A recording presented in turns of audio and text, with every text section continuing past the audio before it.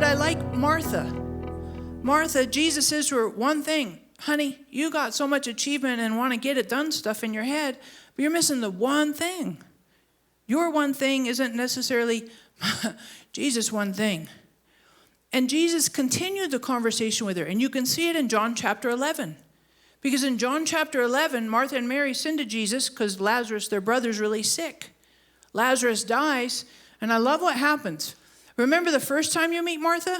She's the hostess with the mostest, right? She's hosting all these people and serving Jesus.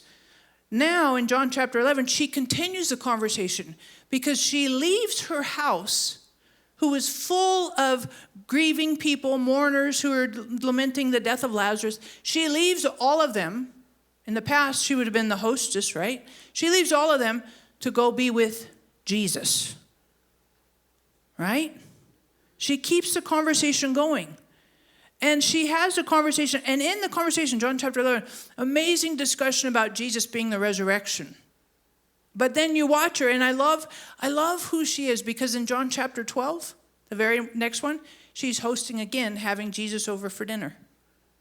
And I appreciate that she aligns her priorities. She's like, okay, yeah, it's important to achieve, but Jesus is more important than achieving one thing. So she continues the conversation. And I love Nicodemus. Nicodemus has this conversation with Jesus. And family, I'd encourage you to go read John chapter 3, verses 1 through 21. It's an amazing conversation. And you can tell that Lazarus is way out of his depth. He's like, baffled, completely baffled.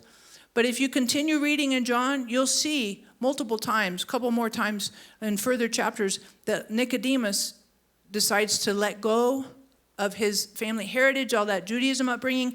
It's important to him, but it's not more important than being with Jesus. He's part of the group that helps to bury Jesus. He's part of the group that defends Jesus. He absolutely reorganizes priorities, importance, values to make Jesus his one thing. And then finally, the woman at the well.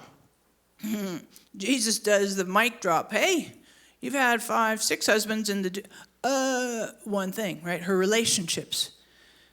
And she doesn't run away like, She says to Jesus, she continues the conversation. I perceive you're a prophet. Brilliant. Like, that was like the most obvious one. But what else is she going to say, right?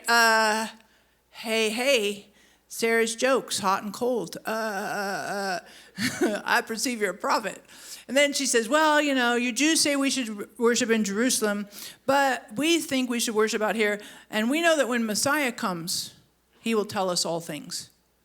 And Jesus continues the conversation, and he says this to her, I who speak with you am he. And not only does Jesus tell her who she is and her one thing, her biggest obstacle and her hurdle, but Jesus also reveals to her who he really is.